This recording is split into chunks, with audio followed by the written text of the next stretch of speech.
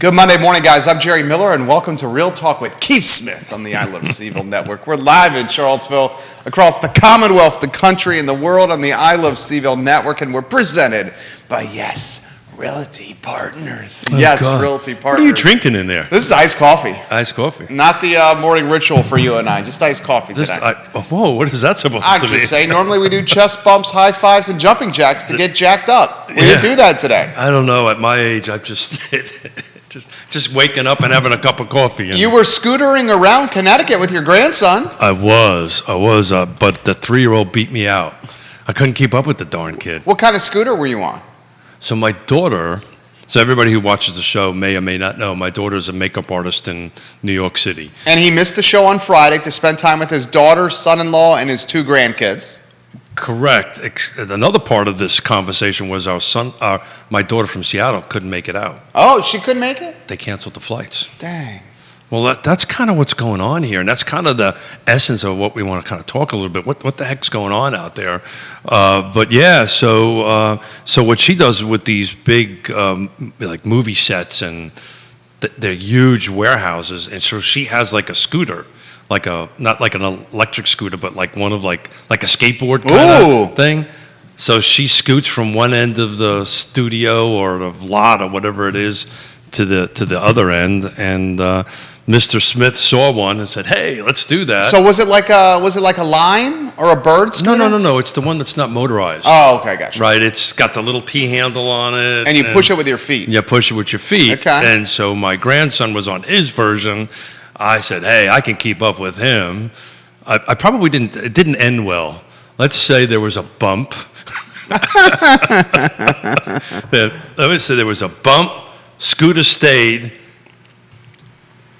and I went. And you didn't hurt yourself? Maybe I might have. Oh, man.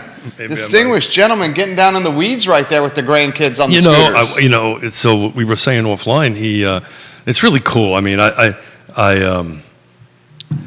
you'll find out one day when you get there. You can give them back. That's the best part. Neil Williamson, good morning, Neil. We joke around about that, but being a grandparent is really cool. Yeah, you give them back. Yeah, that's kind of a joke. That's a huge cool part. No, it's really cool just to be around them. You're not the only grandparents that have made the comment that you get to give them back. Yeah, I know that. I was trying to go a little higher than that, a little bit more refined other than that, particularly since Sir Neil Williamson is watching. Neil Williamson did a great job on Friday. Yeah, they did. Thank you, gentlemen, for doing it. Thank you for allowing me to go ahead and spend time with it. But so since my daughter calls me dad, and my grandson calls me pop, he calls me pop dad. So your grandson calls you pop, your daughter calls you dad. Your grandson heard your daughter calling you dad the whole time, and he scratched his head and he's like, "Hey, I call him pop, but mommy's calling him dad." Mike Schulman, hello, welcome to the show. So he must be pop dad. So he's pop dad. He figured that out all on his own. Hey, pop dad. And not only that, when my daughter said, "So who is that?" It's Pop Dad Tyson. My daughter's last name is now Tyson. So anyway, it was a lot of fun. Loved hanging out with little Miss Vienna, our little 16-month-old firecracker that is way smarter than me and way more energetic. I was having a hard time keeping up. Well, let's talk about this. So you watched Friday's show. You were with the grandkids. And I was chiming in. Harry and Tyson. Is it Harry Tyson? Harry Tyson is my son-in-law. Yeah. Your son-in-law, your grandsons were watching. Yeah. You were chiming in during the show. Maybe too much. What struck you about Friday's show? Quentin Beckham, Sean Tubbs, Neil Williamson, and yours truly. You know what struck me, to be honest with you? Part of doing this show so often, you kind of think you need to be here. I realized I didn't need to. The show was so awesome. Show was awesome. The show was awesome. You were missed. Thank you. The show was awesome. It's always fun to watch Sean and Neil go at it. Not in a vindictive way, but they come from different perspectives on stuff, and that's kind of what we've been trying to do here recently on the show, right? By bringing people with different opinions on and so forth and so on to kind of go back and forth. But today is Monday, right? Yeah. So we kind of want to do a quick 7-day recap of the market. So, folks, we'll give you some updates on how the market is doing here on a Monday. courtesy of Keith Smith of Yes Realty Partners. Yes. Look at this. I got the shirt I see it. I got like the shirt it. on. It's a hell of a logo right there. It's a hell of a logo. It's almost as good as that logo. It's very recognizable. It makes an impact. All right, so you got some digits and some data you want to relay. Yeah, just throw some stuff out. We normally do this. How did the last 7 days go? And I usually been doing it the last 7 days versus 7 days, the same 7 days a month ago. Okay. We haven't come up with a word for inventory. Yonna's recommended we use available homes for sale. Okay, available homes for sale. That's good, Yonna. For sale. We like that, Yonna. Instead of inventory, I guess we're not like pivot. We can't use that word any longer. Pivot's played out. Played out. So the last 7 days, 80 homes came on the market, 105 went off. 44 price changes, and I'm going to hold that number to the side for a moment because that's going to be important compared to 30 days ago. Okay. 104 sold. So 80 came on the market. This is the car footprint, right? Everybody who listens to the show know that. Charlottesville, Albemarle, Fluvanna, Nelson, Green, and Louisa. This does not include the other side of the mountain at that point. But the same week, 30 days ago, there was 119 units that came on new.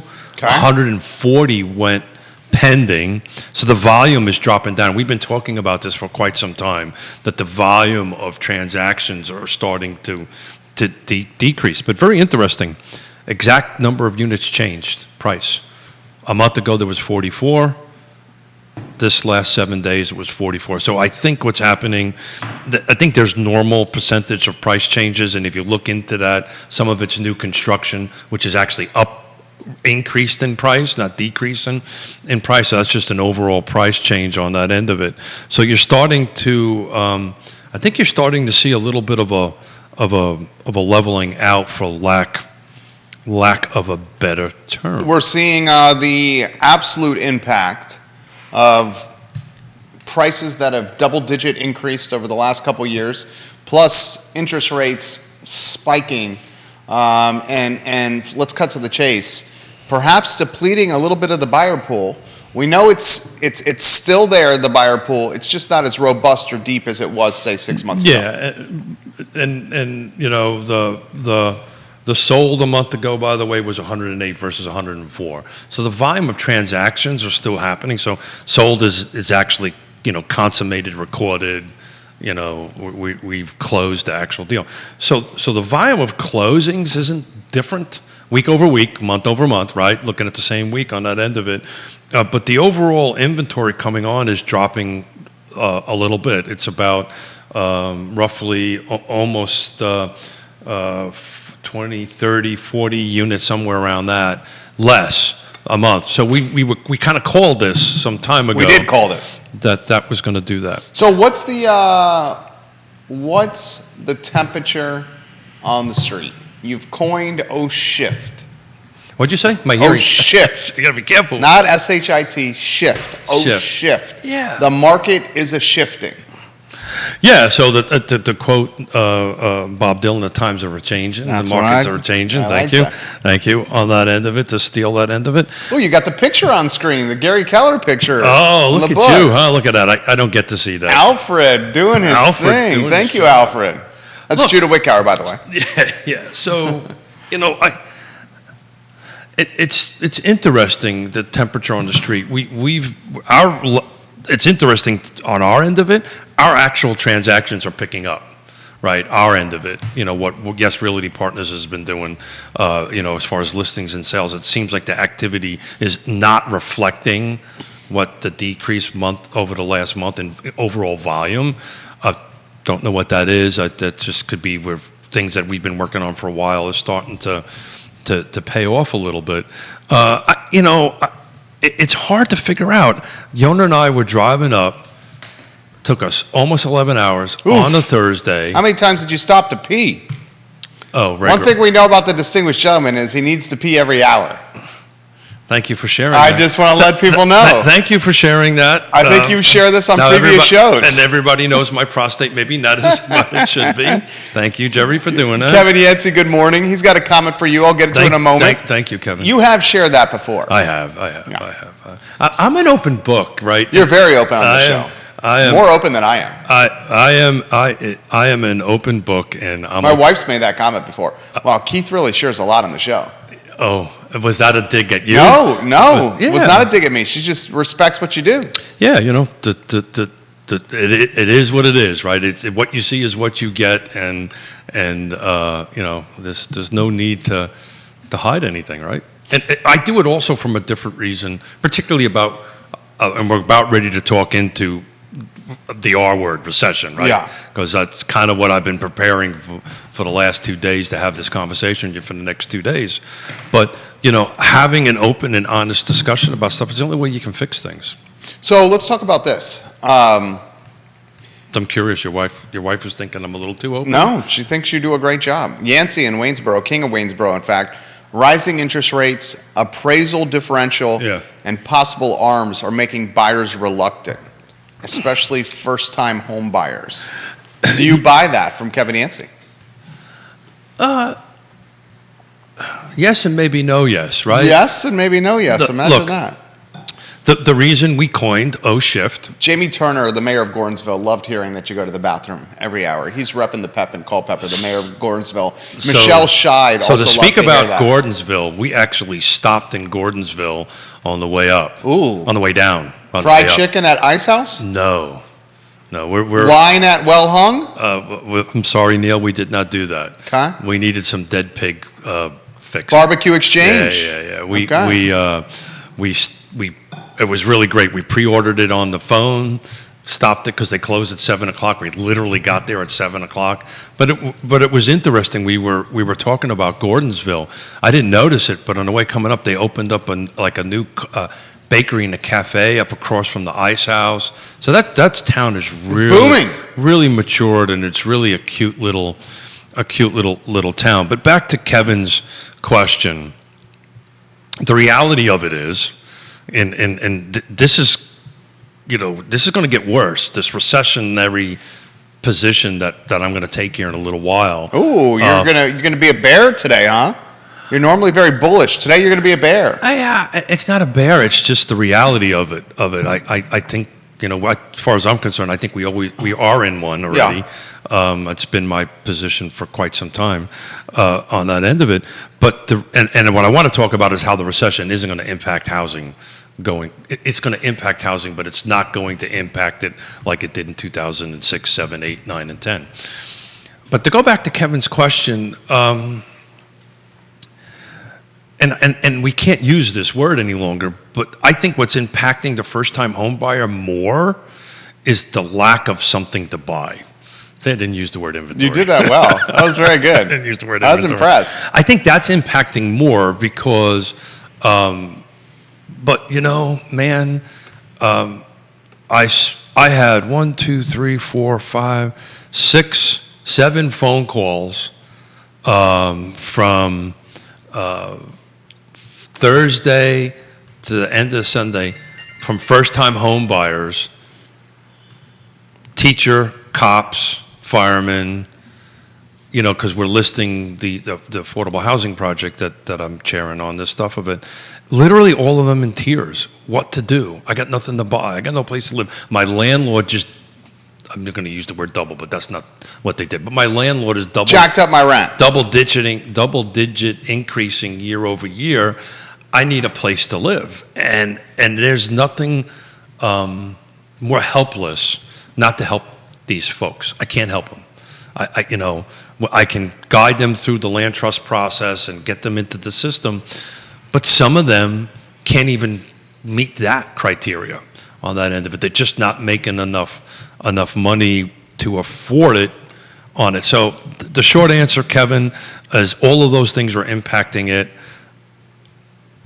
One of the articles Yonna read me on the way, this was down, was an article in the Wall Street Journal, and I'll send you a link on it. I didn't get a chance to do it. Excuse me, New York Times on that end of it. Does Yonna think we're in recession?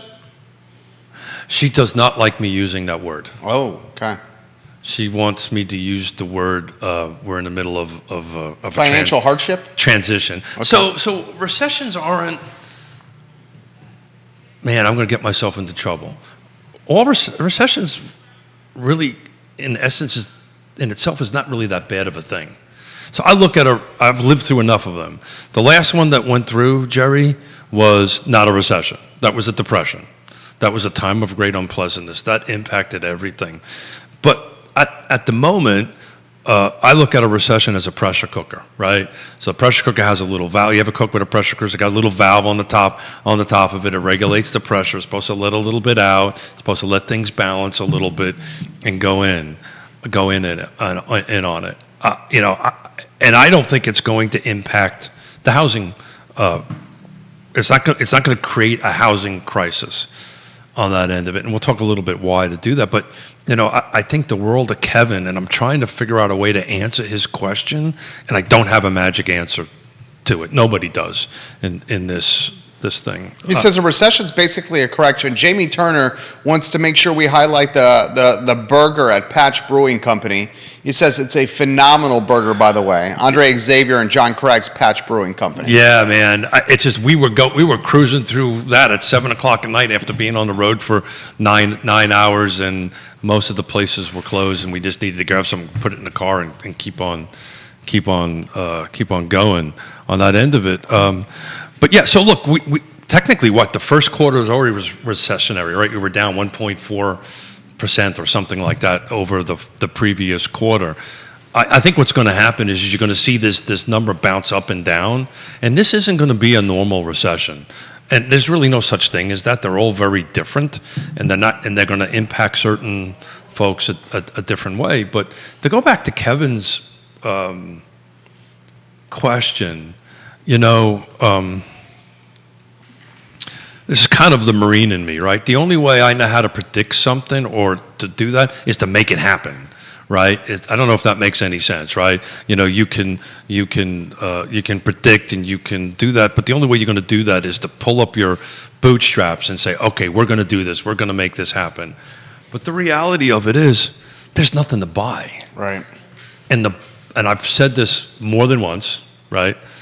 The buyer pool just went from 20 feet deep to 12 feet deep. The inventory or the homes to buy on it went from a foot deep to 3 foot deep. Our colleague Scott Morris, who we have a lot of respect for, says sure. this could be the peak of where rates get to. I think he's right, actually. But it's not normal, right? So if you go back to Volcker and you go back to the 70s, the only way you're going to get this inflation to come down, and we'll talk about my steak experience here in a minute, but the only way that you're going to get that down, the way they've traditionally been doing that, is to raise rates so they're matching the inflation rate. So the inflation rate is roughly 8%, 9% right now. But I don't see the Fed doing that, because if they did that, then that means mortgage rates are 9%, 10%, and I just don't. That would just put everything in a tailspin. Neil Williamson's comment, president of the Free Enterprise Forum. Neil Williamson, we love you. You did a great job on Friday, Neil. He has this comment. Look at that, and you sang it too. I very much enjoy Neil Williamson. I like Neil's company. I like being around Neil. Yeah, he's the type of guy, even if you don't agree with him, you love him. I generally agree with just about everything he says. He's quick-witted, and he's got a mischievous streak, and he's a little bit of a jokester. That's very really? Very I don't know. I got a couple of zings, and I wasn't even here. I love Neil Williamson. He has this comment. This is the president of the Free Enterprise Forum. Growth will slow down, not reverse, because the Fed's rate raising is nothing like in the past. The main difference today is that interest rates remained abnormally low.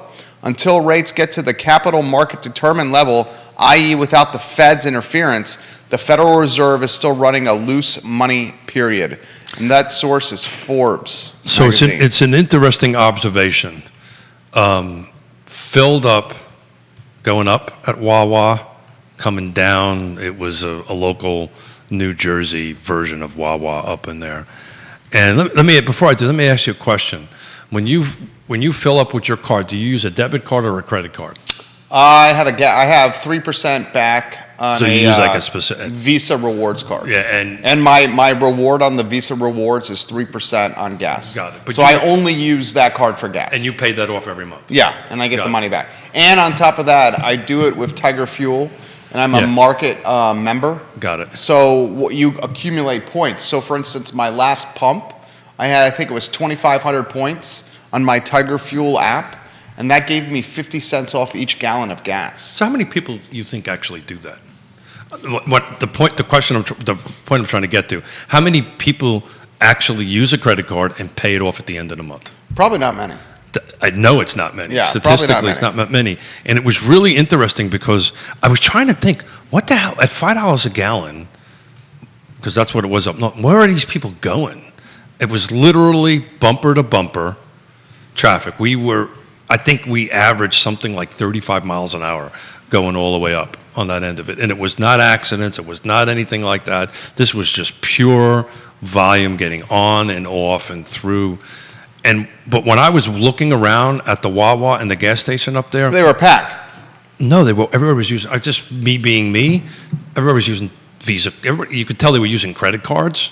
Not that I was staring at them and copying. Yeah, were you getting their numbers? Would you order some stuff online? I got some stuff coming from China. Okay, all right. But my point is, people, there's so much, I just think I'm a little worried about all this cash getting spent right now and some of it getting built up on credit cards. I don't know if that's going to impact things out. We use a debit card. Since the time of great unpleasantness, You debit card everything.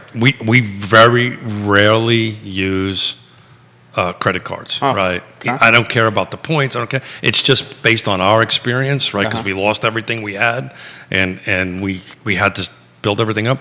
If we go on vacation, it's all paid for in cash up front, right? If I use a debit card, it's the same as cash. I always have cash in my account. Sometimes I forget my debit card, and I've got to finagle my way out of the parking garage. I see her all the time. She asks about you all the time. She's so nice. She loves you. She's a wonderful person. But if You should tell him the porterhouse story. yeah, so there's my son-in-law Harry Tyson is We love you, Harry Tyson. love him to death. You're going to tag him, aren't you? Should I tag him? Yeah, tag him. Okay. He'll chime in. Just him and Neil can. One of these days, him and Neil are going to get together. I'm just going to sit here and take it because they'll end up busting my chops for an hour and a half. So there's a restaurant that we go to. It's the steakhouse that they like steak. That's his thing, and that's what we do. When we go up there, we always make sure we take them out. We get a babysitter. Oh, by the way, $25 an hour for a babysitter up there. $25 an hour for a babysitter up there. So the waiter, who's been there for like 30-something years, it's one of these traditional steakhouses. It's like the Aberdeen Barn. It's just been there forever. And he hands us a piece of paper with the menu on it, like a printed piece Like a of 9 by 11. loose leaf copy paper, and Which you wouldn't expect at a steakhouse. And I went, normally it's a leather-bound thing, yada yada yada. And I'm looking around, and I'm looking at the top of the paper, and it has today's date on it. And then I went, oh, I know what's going on. They're creating a menu each day because of the steak prices going up. So we got a two per. Harry and I split a porterhouse steak on it. Porterhouse, a good cut. Is that your favorite cut? It was until I paid for that one. Well, tell them what you paid. $175 $175. Did you hear that, Judah? for a steak. $175 for a porterhouse for two people at a restaurant. That is insane. I know you got something that comes to mind over there. $175. And it's For a funny. So porterhouse. he's You better got that medium rare. Of course. Okay. He's a actuary by trade. He's a number guy. His math, and so we were actually digesting the menu. I said, well, actually my preferred steak is a New York strip. Strip's great. I like a ribeye. Well, he was going to get a ribeye. I was going to get a thing. When we added it together, it was more than that. And we said, heck with it. Well, let's get the 175. But and that's when I was asked the waiter. I said, what's up with the paper thing? He says, look, man, our wholesaler's changing prices every day, and we need to change it every day. Eventually, all this is going to cause something to stop, right? Eventually, our rationale was, okay, we got enough, we saved enough money, right? We got enough, it's the kids, we'll treat them, it's okay, we'll do it, right?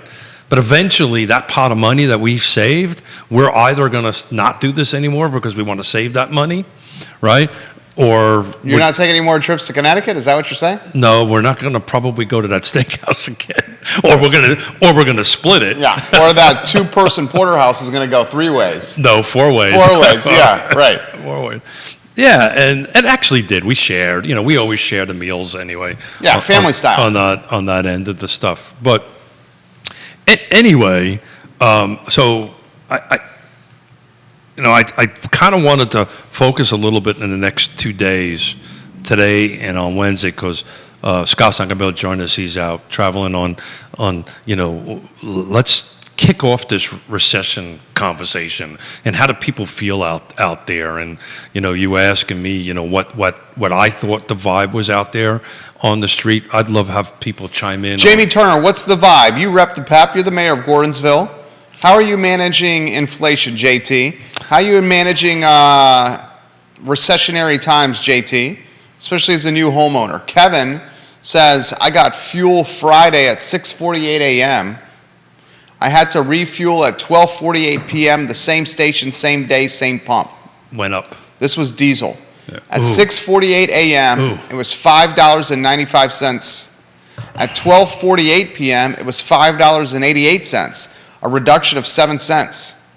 Now, I'm not complaining about a price drop, but how can fuel in the tank lose or gain 7 cents a gallon 4 hours later? Yeah. I wonder the same, dude. I don't disagree with that. That's way above my pay grade. Here's another question I have. It depends on where he got it. So if it was something like a Wawa or something like that, I'd imagine. They have purchasing power. Well, no, I'd imagine that their prices is all kind of connected to some sort of algorithm of some. Oh, for sure, 100%. Versus, a mom and pop gas station. I bought, and I think that's what he's thinking. I bought 1,000 gallons of fuel at 1 cent, and I'm selling it at 1.5 cents, right? And then when that tank gets down, I buy more, then I change the price. I think that's how that works. Well, how but about when you pass a station and they're closely in close proximity to one another? And one station you're passing, it's $4.59, and the station like right down the road is 25 cents more a gallon for that. That's a head scratcher. You ever wonder about that, Or Judah? one right across the street. Oh, yeah. Across the street. It's like, why is there a price difference of these 2 stations and they're right next to each other? And I would very much encourage everyone that's watching the program, wherever you get your gas, to sign up for the fuel rewards points. If you're going to the same station every time, get a points rewards membership. It has substantially saved me money during this period of fuel inflation. Fuel. So do you think it's just limited to fuel or everything across the board? Oh, everything is going up in price. I mean, everything. I mean, groceries, like you said, going out to dinner, trips But has to it changed? Costco. Has it currently changed the way you're doing anything right? Are you going out less, buying less fuel, or you're just sucking it up? We're sucking it up as of now, but we're having the conversation. I mean, I know one way that we can do it, and Jamie, we'll get to your comment here, is to carpool more. That's a conversation that we're having, the wife and I. Jamie says, I got a rental in Orange County and renting out the basement to travel nurses to decrease my overhead. My fiance and I are fortunate enough to have a DC salary and live in a lower cost of living area, so we're doing all right. Started increasing our savings rate to prepare for the uncertainty to come. It's funny, I had a conversation with a couple of loan officers on the way down yesterday, and, saving cash. So if everybody starts saving cash, right, and stop going out, that could impact this inflationary increase, right? But man, I'll tell you what, you could not. I don't know why I keep on coming back there, but just the volume of people on the road at these inflated gas prices is just kind of blew my mind. Oh, I forgot something, by the way. You're going to put the sticker up there. Neil says fuel replacement costs change hourly. So the price of the fuel is being adjusted hourly. President of the Free Enterprise Forum, Neil Williamson. Yeah. Grayson says this, gentlemen, these are just going to be the new prices for gas. Get ready and watch out. Yeah, so Do you buy that, Judah Wickhauer? Are these just the new prices? Do you buy that, Keith Smith? A lot of people feel that way. well, I've read somebody, we're on social media, and one of the social media platforms that at least this show will never run on is Nextdoor. Okay. I don't, at least my show, what I do, because there's so much bad information out there, and I had to actually jump into one conversation that somebody was saying that the price a price a liter in Europe was $8. No, it's a gallon, so a liter has little around 4 gallons. It's roughly $1.50 a liter right now, depending on which country you're in on that end of it. But these have been the normal prices in Europe for years and years and years. And they adapted to it. Jamie says we're planning a wedding right now, Jamie Turner, so we're tightening up the budget for sure. The venue has increased prices a few times due to the cost of goods increase on their end. Wow. Escalator pricing and planning a wedding with the vendors. Jamie, thank you for sharing that. We know the escalator pricing is certainly very prevalent in the home building process, as cost of goods are quite volatile. We're going to have right two now. pros come in on Friday to talk about that. We're going to have Christopher Bremett from Bramante Homes and Amanda Lamont from Stanley Martin Homes to talk about the O shift from a new construction perspective. How is that going? Are they seeing it coming up and down? We're going to do a couple of different things on this thing. But see, I kind of, from my perspective and what we do for a living, and at the end of the day, what we do is relational, right? Oh, yeah. What we do is it's dollar and cents and pluses and minuses and helping people out, but it's all about feelings, right? About emotions. All these purchases that we do or sales have emotional ties to it on that end of it. And when you have to buy a home, you have to buy a home, right? But I constantly ask, and Jude, I'm going to ask you to go to slide number 4 on this stuff. I'm always asked constantly, well, are we in a bubble, right? Right, and the best slide that I can come up with is about the lending standards, right? And we're going to have Woody Fincham come in. Thank you, buddy. We're going to have Woody Fincham come in and talk a little bit about this. But what's very interesting about this lending standards is it's just a formula that is used out there for what's called a mortgage credit availability index. So if there's any mortgage folks going at it, if you take a look at 2004, 5, and 6, it was up around where the housing bubble was somewhere around 900. We're at 121, which is this index that they use. And that's been kind of level, somewhere between 120 and 200, now 900 being the bubble.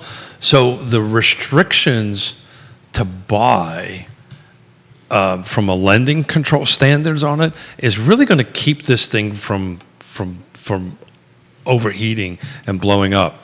The reality, though, of it is, I'm working a couple of deals right now that the people that can do it are just bringing more cash. We've been talking about this for forever on that end of it, but they're just going to bring a little bit more cash. I want to talk about the first-time home buyer. And you have said on this show before that this is not the most difficult climate for the first-time home buyer to buy a house.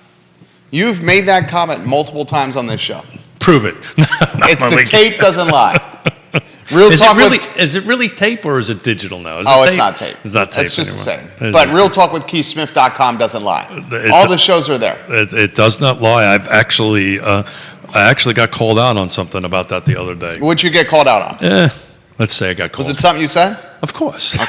Of course. You've said in the past that this is not the most difficult time for first-time home buyers to buy a house. Kevin Yancey says fuel, by the way, in the Middle East is 28 cents a gallon.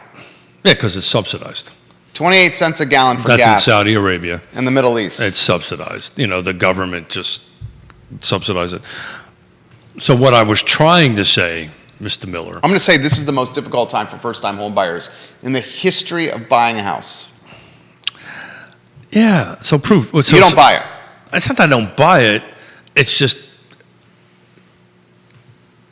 that's a pretty big statement. Oh, it's a huge statement. I know the significance of that statement. That's a huge statement to make on that stuff. I can tell you because we had it. I can't remember who was the guest, and we were having that conversation. That back when we bought for the first time, You had massively high interest rates. well, it wasn't high interest rates. So this only goes back to 2004, right? But the lending standards were very different, much more difficult back there to get it. Back in the late '80s. Talk about recessions, right? So it was it was difficult to get. It was just difficult to get it. Now, for me, it was a little bit more difficult because we were independent. We were owning our own businesses, right? So it was very hard, particularly at that point, to go. It was Scott. That was the conversation we were having. Scott Morris. Morris on that end of it. But yeah, so there was there was nothing to buy, right? Rates were high. Rates were high. It was extremely difficult to go get it. There was none of this first-time home buyer 0% down, 3% down federal programs, which we have now. So you were putting 20% down. We were putting more than 20% down. And just talk about the difficulty right now. I can't tell you the specifics, but I was having a conversation with Scott actually on the way in on a buyer that wants to put about 40% cash down. And my question to Scott was, great, then that waives the appraisal. Because normally when you're putting like 30% down, it kind of waives it. He goes, no, not anymore. Where there's 6 other criteria that we have to match before the bank waives the appraisal. So what the lenders are now saying, however they're being regulated, will hold it. If I'm putting 40% cash down or half of the cash down on it, that doesn't automatically bunt the appraisal, which struck me as an odd. I have to finish that conversation with them after we're done here today for this client that we're trying to write an offer on and go ahead and get it, because I got all excited. I said, great, if we're going to put that much cash down, then we can waive the appraisal on it. And he goes, whoa, hold your horses there, Batman. And Hold your horses, Batman. Hold your horses, Batman. That sounds more like something you'd say to Robin. Is that a phrase in Batman? No, it's not. Hold your horses, Batman? No, it's not. Neil shares a link. Can we give Neil Williamson some props? Anytime Neil puts a comment in the comment section, we should respond by singing a jingle live on air for Neil. Are you going to sing this jingle, Judah Wickhauer, for Neil Williamson, or do you want to sing the jingle? Huh? Give me a jingle for Neil. I'm drinking my coffee. Come on, Judah, do you want to sing a jingle for Neil? What's the jingle? You got to just come up with it on the fly. Keith? No, Neil, thank you for all you do. Thank you, Neil. He shares a link from Fortune Do me a magazine. favor, slide that coffee over here. It's coffee every day. Oh, so close. Every day it's iced coffee. So he shares a link. Can you slide it back? Don't mess up my Yeti. I'm worried about spilling it. Oh, man. That could have been better. Did you get that on studio camera, Judo? I hope you did. Just the bear. Just the end where he spilled the The coffee. end result on the end of it. Okay, so he shares a link Do from me a favor, go to a one shot. Go to, where are you going? I'm going to clean that up. No, you don't have to clean that up. It's completely cool. This very... We spent enough time together that I know that bothers you. This very expensive antique table is okay. This This very expensive antique table. This is I just want refinished. everybody to know, I have not shoes on. I have my sandals on. I have my Vans on at the moment. Studio camera over here, Judah. The you know what's getting a little deep here. This is reclaimed Tibetan. Why are you lying for? Reclaimed Tibetan oak, white oak from Tibet over here. They don't have trees in Tibet. They don't have trees in Tibet? Are there no trees in Tibet? There's trees in Tibet. I trust Judah way before. Judah has no idea. Hey guys, let's get back on thing. So There are trees in Tibet. Neil says this. Neil, please. He shares please, a link from please Fortune stop magazine. by, save me. He shares a link from Fortune magazine. And the link, and it's a subscribe-only link. So pretty much all media these days is going behind a paywall. So I can pretty much only read the headline in the first paragraph, and then everything else is behind a paywall, but it's Fortune magazine. The headline, are you ready, Judah? 3-shot, Judah. Let's get you in the mix. Look at that hair. Look at his lush locks over there. This is the longest I've ever seen his hair. It's very hipster. I like it. Look sharp, Judah. Put it in a ponytail.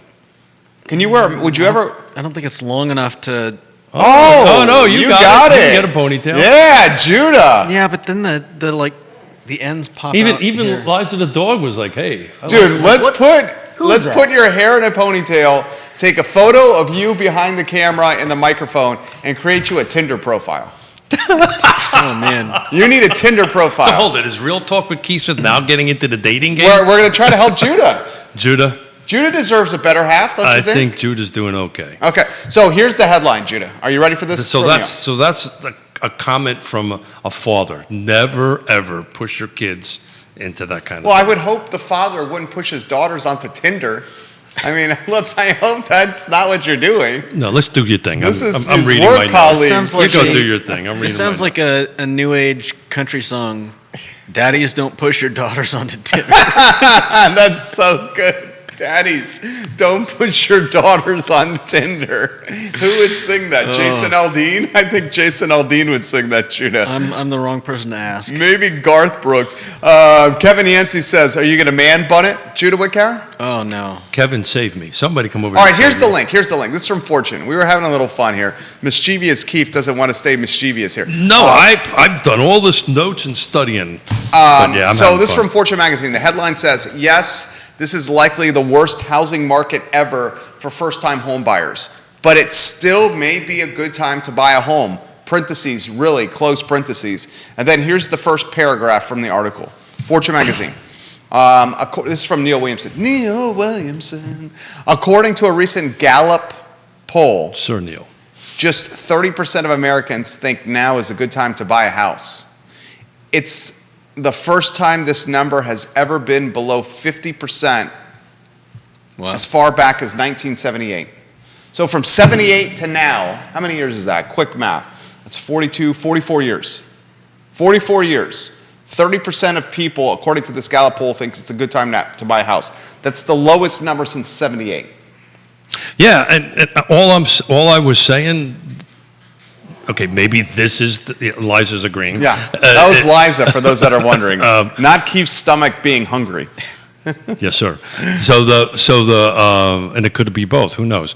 But the reality of it is all I was trying to make is, there's been other times that was more difficult. I mean, you can go back and pull numbers and all this different things, but it's hard. It's the worst time for the first-time home buyer when you can't find a house to buy, you can't borrow money, Your rent's going up. your rent's going up. Double-digit percentage. I think Your fuel's going up. Your cost of goods are going up. Your groceries are going up. Your electricity's going up. you said that went back to 78. Yeah. So 78 would have caught the tail end of Vulgar. Well, but the gas crisis is back in the late 70s. That would have caught that a little bit too. Look, I'm changing my thinking a little bit, and this is usually what happens in these shows, right? There's one thing that didn't happen when I was buying a house in the 80s. Another, rent was not going up like this. Rent was not going up. We were okay. When you bought your first house, I was paying what- $400 a month what was for your mortgage or rent? rent Your rent was $400 a month for a 3-bedroom house at the lake. at Lake Monticello. Yep, it's $400. That's a good deal. No, yeah, at the time, maybe not, right? Yeah. At the time, Was gas doing what it's doing now when you bought your first house? yeah, I can't remember how much gas was. Neil back Williamson, in, Kevin Yancey, when was it when you bought the house? 88. 88. What was gas doing Yancey and Williamson in 88? Yeah, I don't. Was groceries doing what they're doing in 88? No, but you got to keep in mind in 88, we just didn't have the money, right? We were, Well, you were young. You were starting a company. well, most first-time home buyers are young, right? Yeah. Actually, first-time home buyers are now moving into their 30s, right? We were in our 20s. First-time home buyers are now in their late 30s, some in Correct. their early 40s. Correct, yeah. So I was in that. But there's I think what you're trying to get to a little bit is, even as hard as it is right now, buying a home is without a doubt hedges against inflation, right? This article Yonna read to me was about this NIMBYism, and I'll send it to you, and I'll send it to Neil because I really like Neil's. Did you do the jingle when you mentioned Neil's name? No jingle. Okay, sorry. No jingle. You sure? No jingle. Okay. You do not. We put the word "sir" before Neil. You can't jingle a sir. Oh, so because he's sir, he doesn't get a jingle? You can't do that. That's like the Queen. You're not going to jingle the Queen. Neil would take a jingle over sir. Okay. Would you want distinguished gentleman or a jingle every time your name is mentioned? You'd want a jingle. Sure. Would you want a jingle? Totally want a jingle. Totally want a jingle. Jamie, one thing that has been very sad is seeing Neil, the local mom and pops close. What's y'all's prediction on what types of businesses are going to take over the real estate of all these restaurants that are closing? That's a great question. So I will offer some perspective here. We have gotten into the business brokerage side of things, and there is a lot of businesses that are going to be coming on the market for sale. A lot of established and well-known businesses that are going to be coming on the market for sale. Many of them are restaurants. So he wants to know what is going to take the place of these businesses that are closing now. In particular, local restaurants that don't have the burn rate to survive these times. Well, that's the point I was trying to make about everybody's kind of spending this cash. We're fortunate. We had enough cash. We went out and spent what I feel is an obscene amount of money for 4 people to go out to eat dinner. You spent over $600 on 4 people. On 4 people. That's an obscene amount of money. I believe that's an obscene That's an obscene amount of money. So what were you talking about? But I wanna $170 a person? I was blessed to be able to. Well, that was with a tip, and with tip. I tip very well. I know you do because you're generous. On that end of it, He's one of the most generous people I know. Keeps. I start at 20%. Yeah, that's what I do. Work my way up. Yeah. If it's crappy service, I still give 20. Yeah, it's the way the system is set up over here. But in any event, I will tell you, as much as I enjoyed the steak and enjoyed the company and the cocktail and all this kind of great stuff, when we go back up there again, we're probably not going to go there. So you're making the pivot from we're going to go to a taco place. The steakhouse to the steak burrito at Taco Bell? Yeah. Is that what you're saying? No. We're not going to go that far. Let's not get carried away. Yancey says it was 88 cents a gallon. Sure. The highest gallon price in 88 was 61 cents a gallon. Yeah. 61 cents a gallon. Thank you. I'm going to make the statement again. again. I can't remember I remembered yesterday because it was brutal. But I'll make the statement again. I think this is the hardest and most difficult time for first-time home buyers in American history. And I'm starting not to disagree with you on it. All the point I'm trying to make is that there were other times that were bad. But as I'm thinking it through and we're having this conversation live, right, the only factor that was not in there was the increase of rentals. And this article that I was referring to that I'll send to you and Neil, it was very thoughtfully written. It was about this NIMBY-YIMBY dynamic, right? Yes, in my backyard versus no, not in my backyard and all that stuff. And it was very interesting because they wrapped around this not in my backyard thing that's been going on pretty much for the last 30-something years has really decreased the inventory of homes, of places for people to live.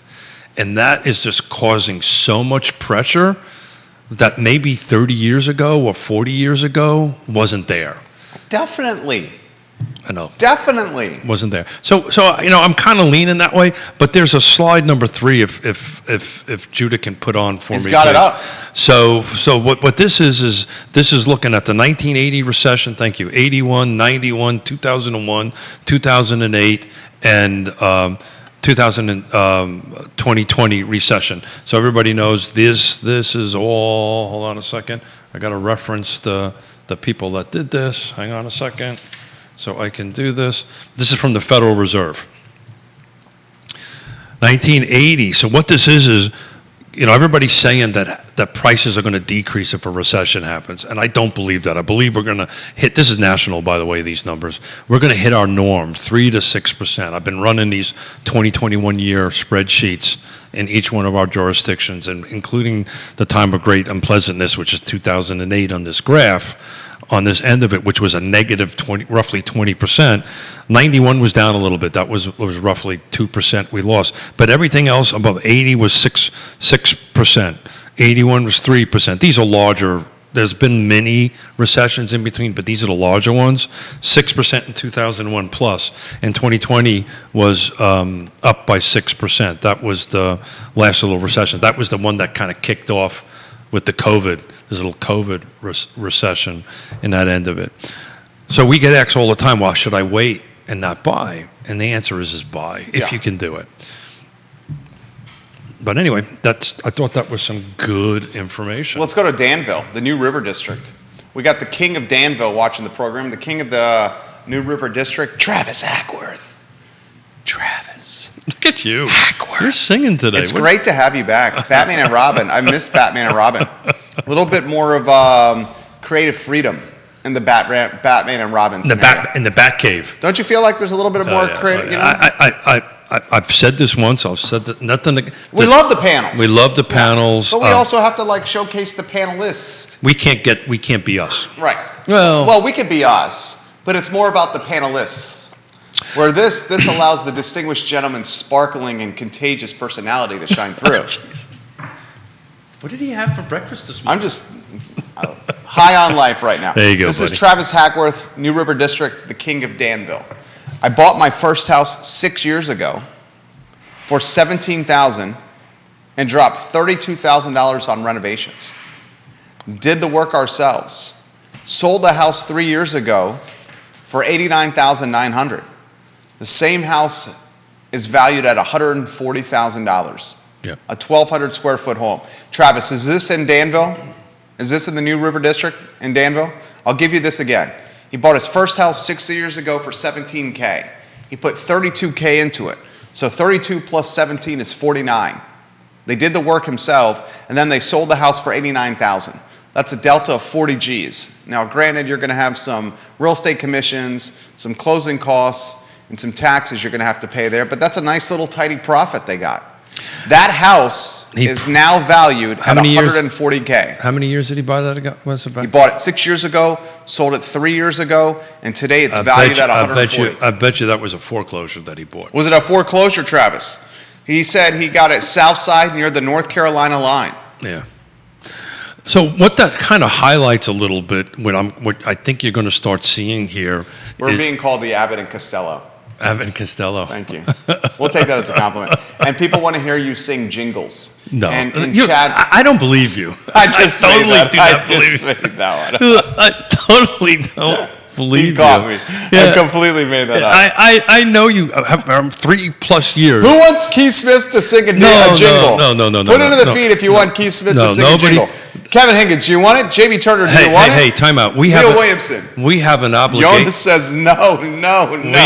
We have. When you don't look at me when you say something, I damn well know you're saying something. We have. Christopher Eagle wants you to sing a jingle. I know he does. Yeah. That would make sense. Yeah. But we have to pay. We have an obligation. Kevin Higgins said no. Don't sing. Thank you, Kevin. No. We have an obligation to our awesome sponsors not to go ahead and do that. So I think that was probably a foreclosure. He says it was his grandmother's home. Oh, got it. No real estate agent. Grandmother's home. Got it. Sold it himself. Got it. Kevin says, I don't think either of you could carry a tune in a bucket, but you guys are hilarious. Thank you very much for that. I could not carry a tune in a bucket. This is Kevin Higgins. I got to write that down. From Greenwood, Virginia. I've not heard one good explanation from anyone, including financial experts. Judah, go to a 3-shot. I want you to give your take on this comment about to come in. I have not heard one good explanation from anyone, including financial experts and the government, as to why there are so many challenges hiring people and getting people back to work. Until that is understood and fixed, we are stuck in quicksand as a country. While the price of gas is devastating for families, it's really a distraction from the core why. In the past week, I have walked into 6 businesses that had to close early due to employee shortages. If this is not fixed, we are stuck, and I'd concur with the JP Morgan CEO that an economic hurricane is coming. I hope it's a Category 1.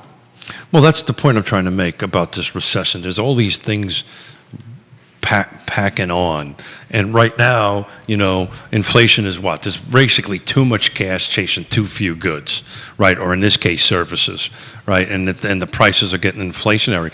But our youngest daughter and son-in-law was supposed to fly in from Seattle on Thursday to spend the weekend with us because we were doing a celebration for birthdays. Their flights got canceled. Not enough pilots, not enough flight attendants. They canceled their flight. And this is kind of, this is kind of what I've been wanting to talk a little bit about, the opportunity right now. The level of expectations right now from people is so low. If you just do the basics, you become awesome, right? What is that? You're talking about as an employee? Just as anybody, and as an employee, as a service business, we're in the service business, all of us, right? Just doing the basics, showing up on time, listening to people, caring, Well, those aren't the basics. That's going above and beyond. Do you think so? You think showing up on time? Dude, so many jobs. I'm talking about what we do for a living. If you didn't show up on time, you were not listening to your clients, and you were not caring about what your clients said, you wouldn't have clients anymore. No, you're right. But our jobs, okay, so I want your take here, because you got a good take on this. And Kevin Higgins' question is, where are the people for all the open jobs? Well, let's face it, so part of what he's saying is that people staying home because they got paid to stay home. Well, that's over. There's no more money to stay home. Beyond over. That's beyond over. His take is pretty good on this. Explain your take on why people aren't working these. Or are the numbers right? These frontline. I think the numbers are right. The frontline jobs, the F&B I don't think jobs. they are. And I'll add to this before I get your take. Big tech, Uber, Meta, Snap, big tech, a number of different ones, have slowed hiring. They are not hiring big tech, right? The F&Bs, the mom and pops, the front line. Tesla's getting rid of 10%. Tesla is freezing. But are they getting rid of that because they're upping their robots and stuff like that, or? No, it's a reaction of these inflationary times. Yeah. And they're mindful of their balance sheet. Give them your take So that's the point I've been trying. Go ahead. I'm sorry. on what people are doing, especially these F&B jobs, these frontline jobs. Your take is pretty good on this. Go. So my take, and I think I've read various versions of this. Basically, when the pandemic started, you had a bunch of people who were told they couldn't come into work. They had to stay home. They got what, $600, $1,200 for. I mean, they certainly How long didn't. does that last? They certainly didn't get enough to carry them through however long they weren't allowed to work. So in the meantime, these were people that were working, like you said, F&B jobs. So they were not making, I don't think a lot of them were making, the kind of money that you would need to start putting away and saving. So they were barely making ends meet before all this happened. Once the pandemic hit, they couldn't go to work. So now they're basically they're just watching their money go down the drain. They're probably, I would imagine they were using whatever money they had to continue eating. And thankfully, our government gave people some leeway in paying rent and things like that.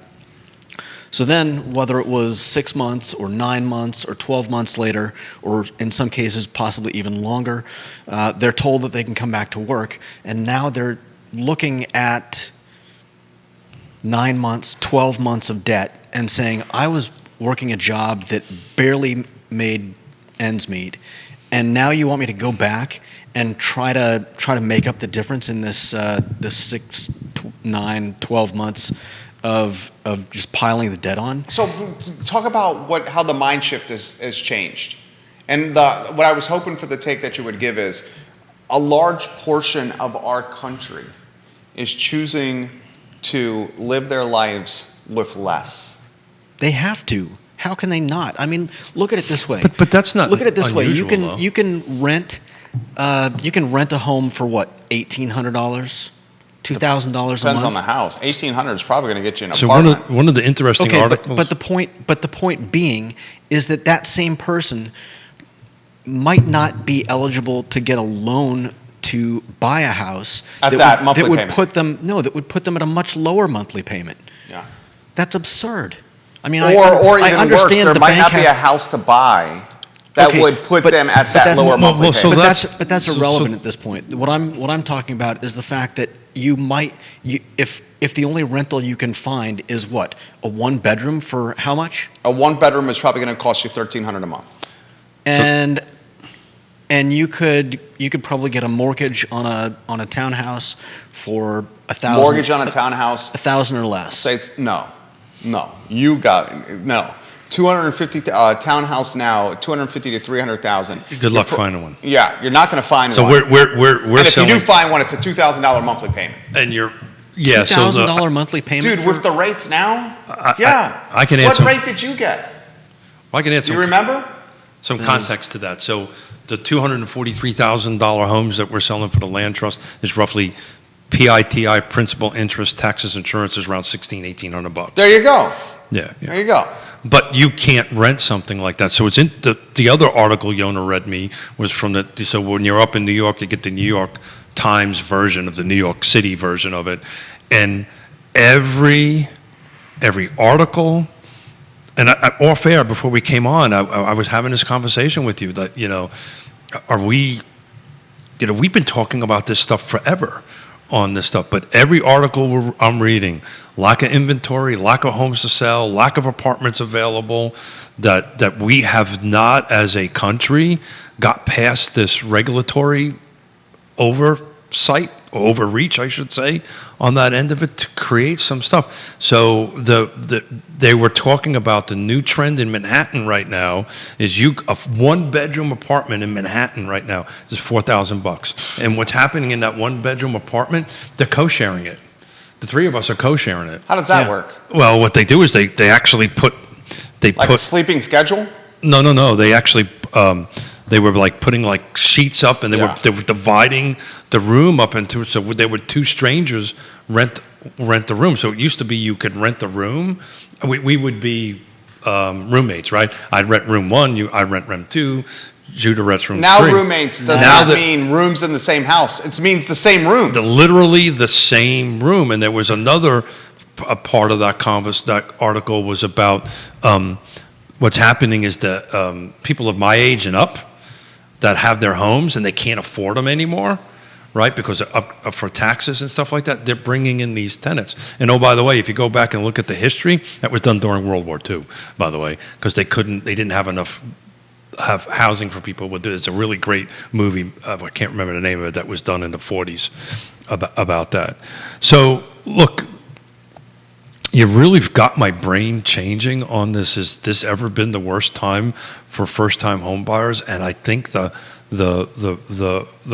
factor on it is not enough inventory, which is causing rents to go through the roof. Yep.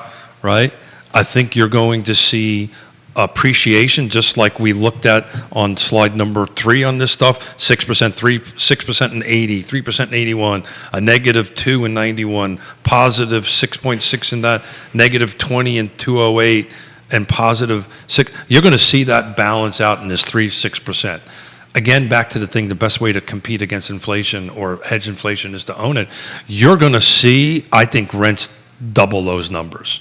I think you're going to see rents going up over on it because there's just nothing there to rent. That same $400 house that I rented in 88 is $2,400 now. I don't know what that math is, but that's a lot. Yeah. Sandra Collins. Oh, she's classy. Do you know Sandra Collins? Very much so. Okay, she's watching the program. She has this to say. Women are out of the workforce, gentlemen. Women are out of the workforce because they get paid, a lot of them, $11 to $15 an hour. Well, childcare, as Keith just highlighted, is $20 an hour. How's that going to work? $25 an hour for... In Connecticut. That's babysitter. Yeah. You don't want to know what my daughter and son-in-law pay for daycare for 2 kids is substantially above my mortgage payment. She also says we have an inverted triangle of retiring baby boomers out of the workforce. Retiring baby boomers leaving the workforce. An inverted triangle right there. Sandra Collins watching the program. Correct. So what you're doing, and we've talked about this before, you're having the baby boomers, which is myself, competing against the millennials for it. And I'm driving up yesterday, and maybe Neil can help me with this, and you guys can help me with this. He shared a very important comment that I should read. Okay.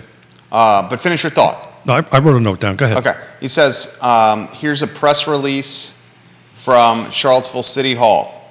Okay? The headline of the press release from Charlottesville City Hall. City Building Permit Division experiencing low staffing levels. Yeah. Here are 3 paragraphs from that press release from Charlottesville City Hall. Yeah. The City of Charlottesville Department of Neighborhood Development Services, NDS, is currently experiencing low staffing levels in its building permit division. That's nothing new, by the way. As a result, there are major delays Yeah. in the issuance of building permits and inspections. NDS remains committed to serving all constituents in the community. Every effort is being made to process permits and inspections in the most timely manner possible. The department acknowledges inconvenience this may cause and appreciates everyone's patience and cooperation during this time. Building and trade inspections will not be available May 31 to June 13th. Information about submitting third-party inspections can be found online. So just think about that. I've got a closing that's going to happen in that period of time. I can't get a CO. I can't close. Yeah. So we're going to talk about this on Friday. Not only. So there's a couple things we always champion here, right? Turn red tape into green tape. Missing middle, right? More housing for everybody. This helps everybody across the board.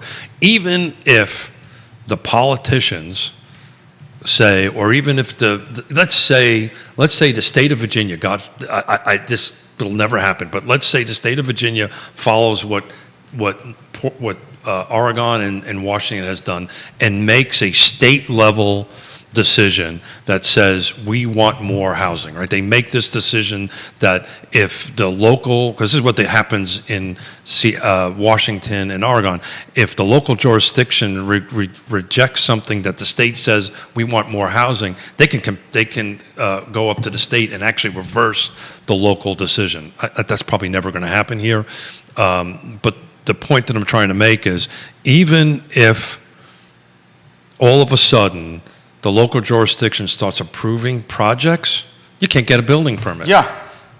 Oh, by the way, the building permit is the last part of the permitting process. So NDS, so not only are building permits, this is an important part here, not only are the building permits and the COs held up, the permits for me to develop and create the lot to go ahead and give it to the builder to build is also delayed. This project out in Fulvana County, unfortunately, I had a sleepless night about it last night. I have some concerns about it. It's taken 2 years to get past the site plan thing. So much so, local folks that live around there thought that something just got approved, didn't realize it's been in the works for 6+ years. The other thing that's a little concerning is now you got to get inspections. Even Fulvana County is having problems keeping up with their inspections because things are starting to pick up a little bit. It's a lack. Why is NDS having a problem? They don't have enough people. They can't hire. They don't have enough people. Your son-in-law Harry Tyson's watching. Hey, Harry. You alluded to the daycare bill each month. Yeah, I didn't want to say the number. He gave the number. Yeah, I says, want him to do that. We pay $3,700 a month for 2 kids in daycare. Yeah. That's astronomical. Did you hear that? That's insanity. That's insane. That is insane. And this will burn his goat. That's a reason to move south right there, Harry Tyson. Well, yeah. If 5 days a week of daycare in Virginia, 1 kid, 5 days a week, Monday through Friday, 3-4-year-old is going to run you under $500 a month. Yeah. So that's what I didn't write that number down. What was that number? $3,700 a month. Yeah. So I'm gonna call it 4K. Call 4K. But very interesting. They get shut during COVID. I remember having this conversation with Harry. they would shut down because they had a case. They would And you still had to pay full tilt. Still had to pay full rate. tilt. Full rate. Yeah. That's crazy. That's how they were doing it. That's just crazy. $4,000 a month. Just think about that. So $4,000 a month. Gas Is that 8 a.m. to 5 p.m., Harry? Man, that kid would be there at. He says we'd move south, but your daughter, his wife's job requires her to be in New York pretty much. Yeah, Harry can get a job at what he does. He can work any place. He's just a rock star at what he does on that stuff. But for Yasmina, it's L.A. or New York. But it's interesting. For $4,000 a month, she could travel up back and forth. Jamie Turner says, I'm on Keith's side. No jingle, please. Thank you, Jamie. Thank you, Jamie. Thank you. I don't know what got into his Wheaties, but it's pretty good. What time is it? Oh, my God, it's 11:30. I know, the show is humming. We got a lot of comments to get to. I did not get to my notes. Wednesday. Okay, we can do that. He says, I'm seeing 20 and 30-somethings at his company walking away from multiple six figures to explore passion projects and other items. Yeah. I had a chance to talk with one of them before leaving, and she said she was just burnt out from the last 2 years and wanted to take some time to build something for herself. I'm seeing that with the businesses that we're brokering. A lot of these business owners are out of the pandemic. And I say to him, you're out of the pandemic. You've made it. The hard part is behind over. You. Yeah, sure. And their response is, I'm burnt out. I'm exhausted. Yeah, I'm burnt out. Yeah. I do not want to do this anymore. Interesting stat, and either you, Neil, or Judah can double check, or one of the viewers and listeners can double check me on that. But this whole Great Resignation thing was interesting. I read an article about that 70% of the people that did that regret that they did it. Regret quitting. There, absolutely. Of course. Yeah, I don't, yeah. Isn't that obvious? Well, most of them are millennials, right? Of course they're going to do it. The grass is not greener on the other side. It never is. How many times do we have to go through things in life to realize that the grass is not greener on the other side? How many times have we made that mistake? I've made that mistake so many times. It's never greener. Yeah, I know you well enough to know this. You don't make the same mistake twice, though. I had that where it's like always seeing something. What's the saying? A bird in the hand is better than two in the bush. That's exactly right. Isn't that what it is? A bird in the hand is always better than two in the bush. But I want on Wednesday, because Scott's out spending time with his family on that. On Wednesday, I kind of want to take a higher road conversation about this, because everything we're talking about business wise and personal is going to start changing. This recession is going to come. We may bounce back and forth and all this kind of great stuff. I think so too. Yeah, I think next quarter is actually going to be a little bit higher than last quarter. So technically, to be in a recession, you have to have 2 consecutive quarters of negative growth. But look, when you're when Harry's paying $4,000 a month and the gas, because I filled up over there. He's paying $4,000 a month for daycare. For daycare. And Kevin Higgins responding to Harry Tyson. Kevin's watching in Waynesboro, Virginia. Harry Tyson is watching in Connecticut. Connecticut, yeah. And Kevin Yancey says, Harry, $48,000 is more than 50% of UVA employees. Correct. What they would make with their salary. Yeah. What the total salary is. They are paying in daycare what some people actually a percentage. They're paying in daycare more than over half of the employees at the University of Virginia earn. Sure. And plus $5 a gallon in fuel. On that, it cost me $100 to fill the Subaru up. I've never put $100 $100 in the Subaru? Yeah, $100. It was. What gas are you using? This regular gas. It was $5. It was just a tad over like 5 something. I didn't shop around. I was late, wanted to get fuel, so I stopped in the first gas station that I saw, but it was $5 a gallon. Now, this comment's coming in from Stacy. It's important to emphasize that the area of Connecticut they live is one of the most expensive areas of the country. Oh, sure. But not Norwalk, though. Norwalk's not cheap. Well, what they're talking about, it's bookended by what do you got? Fairfield? Well, Fairfield, New Canaan, Westport, and what's the where everybody? Oh God! Talking Greenwich. Greenwich, thank you. So it's shoehorned between Greenwich and Westport. Yeah, I mean that's a pretty expensive area. But it's not. I mean, we were just looking at a home up there. The taxes that they were paying on this new home up there was like $9,000 a year. Greenwich is like twice or three times that amount. Westport is twice or three times that amount. So up there, you kind of look at what are you paying for your taxes per year. Just imagine that, $9,000. So not only are they paying $4,000 a month in that, they're paying $9,000. I don't know what they're paying in the taxes, but I suspect it's pretty close to that on that end of it. They're paying for a ton of gas. No wonder why I had to pay for the dinner. So gladly did it. Kevin, it's not popular right now, but Elon Musk, Kevin Higgins, king of Greenwood, it's not popular right now, but Elon Musk requiring employees back in the office, and the fact he will personally review exceptions tells you how committed he is to getting this country working again. He needs to sell Teslas and get his employees back to the office. I think people are coming back to work, guys. I got to tell you, they're coming back to work. I had talk about Tesla. I had an oh shucks moment going up. Literally, a guy was in an S, asleep. The car was driving itself. The guy was literally sitting there sleeping. That's great. It was weird, man. That freaked me out. Neil Williamson, comparing Connecticut townships reminds me of Rodney Dangerfield's Back to School when he said, "You want to look skinny? Then have fat friends." There you go, buddy. So on Monday, we'll kind of talk into a little bit about, I want to kind of get in how we can help people, particularly people in business and the service. He said, "Hey, Keith, we just got an email. Harry, we just got an email literally 2 minutes ago during the show. They shut down that daycare rates are going up." Sorry. Literally just got an email. Yeah, it's just... It was interesting. I get asked all the time, why did I leave New York in 1987? Even in 1987, right? I couldn't afford to live there.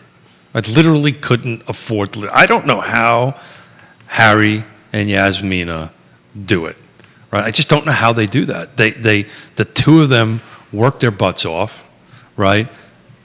To pay now, not that people don't do that here. The numbers are just different, right? I know it requires two-income families to survive here, but those numbers are just so big.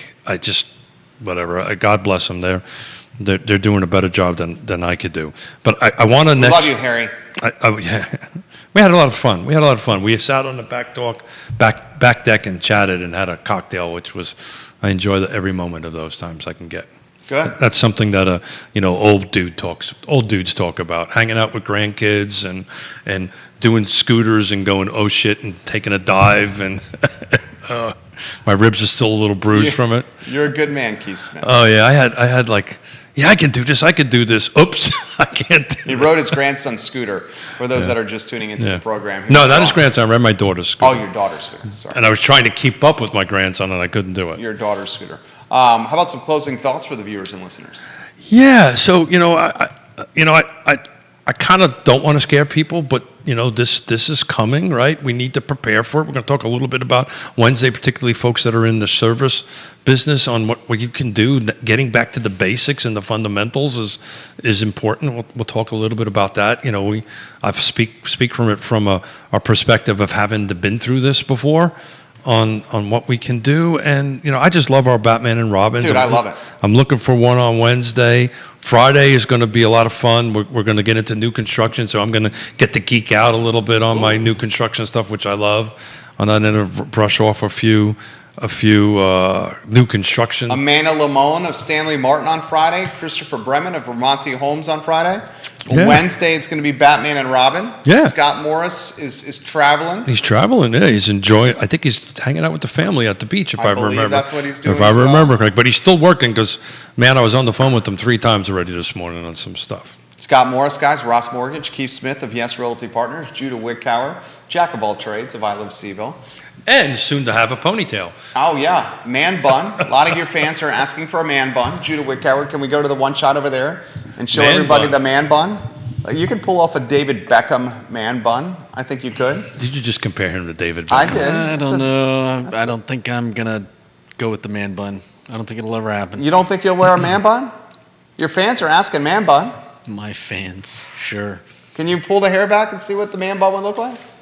It's man bun. It goes up, I think. Yeah, it goes up. You have to be Look like at that. That's super hipster. He could pull off the man bun. just because I could pull it off doesn't mean I should pull it off. I like it. It's super hipster. Okay. Okay. Keith doesn't like it. All right. Keith doesn't like it. I do. Look, Judah, Judah can do no wrong. You and I get into all trouble all the time. Of course we do. But Just Judah, like I do at home. oh yeah, Judah can do no harm.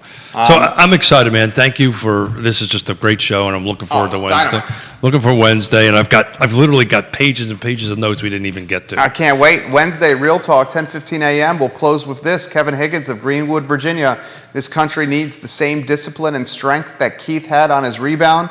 If that doesn't happen, we are just throwing darts out there. So we're going to thank you for setting me up because we'll talk about what it takes to rebound. Thank you on Wednesday. Keith, Judah, Jerry, Real Talk, presented by Yes, Realty Partners. Yes Realty Partners, baby. Yes Realty And Partners. RealTalkWithKeithSmith.com. All the shows archived Yeah. at RealTalkWithKeithSmith.com. I've used the hell out of that. I had. Did you give your magnets away? Did you bring some to Connecticut? Oh, I didn't think of that. Oh, man. Damn. So what are you doing with the magnets? Are they just collecting dust at Ix? Maybe we'll give them away. You need to give away those magnets. That's an idea. Give We'll away give them away. Give away the magnets. Okay, yes, sir. God.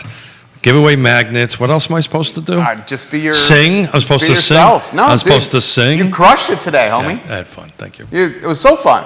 I love this stuff. Me Absolutely too. love it. I absolutely So love much it. so, I think I'll take the rest of the day off. He's taking the rest of the day off. Yonna, no, he's not Yonna. No, I got to show houses here in a little bit. That's the reason I got to get going. It's going back to work, Yonna. I got to actually go do something. We got to go to work.